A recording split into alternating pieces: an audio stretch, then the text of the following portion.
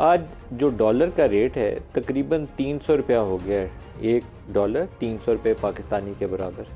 और 104 पे इसहाक डार 2017 में इसको 3-4 साल मुसलसल उसको रोके रखा, जिसको बहुत ज़्यादा तनकीद का निशाना बनाया जाता था कि ये मसनूई तरीके से इसको 104 पे रखा हुआ है।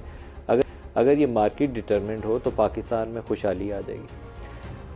एक सवाल है जहन में कि 104 से 300 तक लाने के बाद क्या पाकिस्तान की बरामदात जो हैं वो 20-24 अरब डॉलर से बढ़कर 50-60 अरब डॉलर पे पहुंच गई, या पाकिस्तान में जो रेमिटेंसेस का फ़्लो था वो कोई 40-50 अरब डॉलर पे पहुंच गया। कौन सा हमने ऐसा तीर मारा है कि जिससे हमारी फॉरेन एक्सचेंज अर्निंग कैपेसिटी बढ़ गई? हमारी फॉरेन एक्सचेंज अर्निंग कैपेसिटी नहीं बढ़ी है। अगर हम 10-12 अरब डॉलर इजाफी कमा सकें बरामदात के ज़रिए तो हम ये जो दुनिया के आगे हाथ जोड़ के खड़े होते हैं, हमें उसकी ज़रूरत ही नहीं पड़ेगी। ये सिर्फ 10-12 अरब डॉलर टोटल अमाउंट जो हमें दुनिया में रुसवा करती है सालाना, वो ये 10-12 अरब डॉलर की रकम है। पिछला साल जो 30 जून को ख़त्म हुआ, पाकिस्तान से जो बरामदात हुई वो 4 अरब डॉलर घट गई उससे एक साल पहले की निस्बत। 31 अरब डॉलर से कम होकर 27 पे आ गई। रिमिटेंसेज भी 31 से कम होकर 27 पे चली गई। तो 8 अरब डॉलर हमने गवा दिए, डिस्पाइट द फैक्ट कि रुपया 100 रुपया और नीचे चला गया था। अब ये 300 पे आ गया। इसका नुकसानात क्या है? नुकसान इसका सबसे पहला होगा, हर चीज़ हम बाहर से मंगवाते हैं, तेल बाहर से आता है, हर चीज़ खाने का तेल, ये जो खुर्दनी ऑयल है ये बाहर से आता है। चीज़ों की कीमतें आसमान को छूना शुरू हो जाएंगी। इन्फ्लेशन जो 28-29% पर बड़ी मेहनत करके आया था वो दोबारा 35-40% के ऊपर जाएगा। इन्फ्लेशन जितना ऊपर जाता है तो IMF कहती है इन्फ्लेशन हेडलाइन नंबर बहुत ऊपर है, फिर अपना पॉलिसी रेट ऊपर ले जाएं। पॉलिसी रेट अभी 22 पे है, हम इसको 23, 24, 25 पे भी ले जाएं, फिर क्या कमाल होगा। इस वक्त बोरोइंग सिर्फ वफाकी हुकूमत कर रही है क्योंकि डेफिसिट बहुत है। 6-7 हज़ार अरब हम सालाना सूद की मद में बैंकों को देते हैं। जितना टैक्स हम इकट्ठा करेंगे 100% हम सूद की मद में बैंकों को दे देंगे। तो पाकिस्तान एज ए कंट्री चल नहीं सकता, मुल्क नहीं चल सकता। कोई ऐसा तरीका मुझे बता दें कि आपकी आमदन 100 रुपया हो और आपके अखराजात हो 1000 अरब। 100 रुपया तो आप उधार में देते जाएँ और 1000 और का कर्जा लेते जाएँ। कितनी देर, साल, 2 साल, 3 साल, फिर एक दिन आएगा कि आपको बैंकरप्सी डिक्लेयर करनी पड़ेगी। हम एग्जैक्टली उसी सिचुएशन में। इसका हल किसके पास है ये मुझे मालूम नहीं है, क्योंकि पिछले 10-15 सालों में जो भी हुकूमत आई है, एवरीवन, मुशर्रफ से शुरू कर लें, फिर पीपल्स पार्टी का दौर, नून लीग का दौर, PTI का दौर, अब ये PDM का दौर, सबको इसके अंदर शुमाल करें। सब ने अपने हिस्से के मसाइल इसमें डाले हैं, हल किसी ने नहीं दिया। अब लोगों की ज़िंदगी, सर्वाइवल उनके लिए चैलेंज है। 30-35 रुपए की अगर रोटी हो, बिजली के बिल जो है 2 गुना हो गए हों। आज भी नेपरा का एक फ़ैसला अभी इम्प्लीमेंट होना उसमें बाकी है। बिजली की कीमतें पहले ही 2 गुना हो चुकी हैं। पिछले 2 महीनों में जो बिल आए हैं लोगों के, उसने उनकी चीखें निकलवा दी हैं। जिसका बिल आता था ना 30,000 या 25,000, उसका बिल आया अब 60,000 या 65,000। अब अगर फर्दर इंक्रीज़ होगी तो 80-90 हज़ार चले जाएगा। तो इतनी डिस्पोजेबल इनकम किसी के पास है कि सिर्फ बिजली का बिल वो 70-80 हज़ार या 1 लाख रुपये महीने का दे देगा? बहुत सीरियस इशू है और मुझे नहीं लगता कि हमारे पास इसका हल है। आसान हल नहीं है, मुश्किल हल तो होगा कि 4-5 साल सर फेंक के मेहनत करें। जितने सफ़ेद हाथी हमने पाले हुए हैं, ये पब्लिक सेक्टर एंटिटीज़, इनसे जान छुड़वाएं। टैक्स रेवेन्यू ब्रॉड बेसिंग करें, यहाँ से लीकेजेस जो रेवेन्यू की हो रही है उसके रास्ते बंद करें। डॉलर आपको पता है मार्केट में क्यों ऊपर चढ़ता जा रहा है? क्योंकि ब्लैक में डिमांड मौजूद है। एक तो हमने इंपोर्ट भी खोली है, प्रॉफिट रिपेट्रिएशन की इजाज़त दी है, वो भी ठीक है। लेकिन साथ अफ़गानिस्तान भी हमने एक सफ़ेद हाथी पाला हुआ है। वहाँ की 40 मिलियन आबादी की तमाम ज़रूरियात इस वक्त पाकिस्तानी मार्केट से पूरी होती हैं। डॉलर यहाँ से ख़रीदा जाता है, उनकी ज़रूरियात पूरी होती हैं। तो कौन सी ऐसी साइंस है दुनिया की जो पाकिस्तान को संभालेगी, मुझे समझ नहीं आता। आपने पूरा बॉर्डर अफ़गानिस्तान वाला फेंस कर दिया कि हमने यहाँ से टेररिज्म भी रोकनी है और स्मगलिंग भी रोकनी है। ना टेररिज्म रुकी है, ना स्मगलिंग रुकी है। तो कुछ चीज़ों के ऊपर सर जोड़ के बैठें, पॉलिटिकल लीडर्स भी और इस्टेब्लिशमेंट भी और जुडिशरी भी, और पाकिस्तान को इन मसाइल से निकालें। ये जो रोज़ाना हमारे यहाँ एक T20 मैच चलता है ना, बल्कि T20 भी नहीं है, सुपर सिक्सेज है, जिसमें कभी लगता है कि सुप्रीम कोर्ट किसी एक को रगड़ा दे के अंदर करने लगी है, अभी पता चलता है नहीं नैब पकड़ने लगी है, फिर पता चलता है नहीं अब सुप्रीम कोर्ट बचाने के लिए आने लगी है।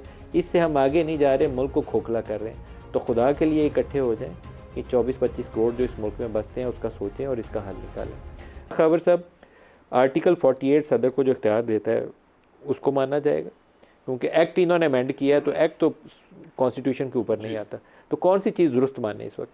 देखिए, बिल्कुल मैं समझता हूँ कि जो लेटर लिखा है आर्टिकल 48(5) के तहत, तो वो तो रिक्वायरमेंट तो कॉन्स्टिट्यूशन की यही है कि जब सदर मुमलिकत जो है वो असम्बली डिज़ोल्व करते हैं वज़ीर आज़म के मशवरे से, तो फिर 90 दिन में उनका इलेक्शन जो है वो केयर टेकर गवर्नमेंट्स फॉर्म होना और इलेक्शन की तारीख देना ज़रूरी है।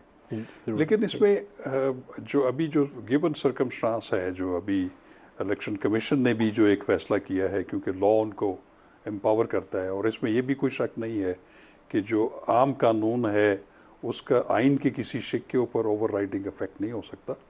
लेकिन इसमें हमें फिर 2-3 और भी चीज़ें देखनी है कि आर्टिकल 48 को हमें फिर आर्टिकल 224 आइन पाकिस्तान का, और फिर आर्टिकल 51 और उसकी भी झेली शिक 5 को मिला के डिलिमिटेशन के साथ पढ़ना पड़ेगा। तो मैं समझता हूँ कि सदर के पास बिल्कुल ही इख्तियार है, उन्होंने लेटर लिखा है। इलेक्शन कमीशन के बारे में ये है कि वो अभी इस पे गौर कर रहे हैं कि इसको कैसे रिस्पॉन्ड किया जाए। पोलिटिकल पार्टीज़ को भी बुलाया उन्होंने। मेरा ख्याल है कि उनको रिस्पॉन्ड ज़रूर करना चाहिए। अगर सदर के साथ कंसल्टेशन ज़रूरी है बिल्कुल करें, और उसमें अपना वाकफ़ भी दें।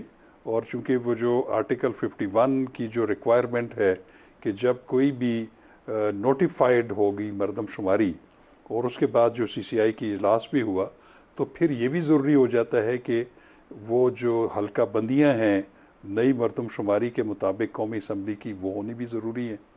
तो उसके साथ साथ फिर आर्टिकल इसको भी देखना है, 48 को भी देखना है, 224 को भी देखना है। मामला घूम के मुझे लगता है सुप्रीम कोर्ट जाएगा। सुप्रीम कोर्ट भी मेरा ख्याल है कि जा सकता है, क्योंकि फिर अगर इसमें आपस में दो आर्टिकल हैं कॉन्स्टिट्यूशन के और दोनों दुरुस्त हैं, इस वक्त लागू होते हैं। बिल्कुल, तो कौन सा अमल में आएगा ये डिपेंड करेगा। मेरा ख्याल है कि ये फिर फाइनली जो है वो सुप्रीम कोर्ट में जाएगा, और सुप्रीम कोर्ट में भी मैं समझता हूँ कि अगर जब जाएगा तो बेहतर ये होगा कि वो फिर फुल कोर्ट इसके ऊपर तश्कील दे दी जाए। चूँकि आपने देखा है कि हम जब बेंचेस की तश्कील देखते हैं मुख्तलिफ केसेस के हवाले से, तो फिर उस पर पहले से पेशन गोइयाँ होनी शुरू हो जाती हैं कि एटलीस्ट PMLN वालों का ख्याल ये है कि अगर चीफ जस्टिस हेड कर रहे हो बेंच और जस्टिस मुनीब और मुज़ाहिर अली अकबर नकवी बैठे हो या इजाजुल हसन बैठे हो, तो वो कहते हैं कि उनके खिलाफ फैसला है। नून लीग की पब्लिक पोजीशन है। बिल्कुल ऐसे ही है। अगर इनकी इसको हार्मोनाइज करना है तमाम शिकों को, तो फिर उसमें मैं समझता हूँ सुप्रीम कोर्ट भी देखेगी, और सुप्रीम कोर्ट को फिर चाहिए चीफ जस्टिस ऑफ पाकिस्तान को कि इस पर फुल कोर्ट तश्कील दे, ताकि किसी को। डॉक्टर फिरदौस से पूछते हैं। डॉक्टर फिरदौस साहब क्या कहती हैं? ये बड़ी इंटरेस्टिंग एक पोजीशन होगी। दोनों आर्टिकल इस वक्त दुरुस्त तरीके से लागू होते हैं, लेकिन कौन सा ऑपरेटिव होगा ये अब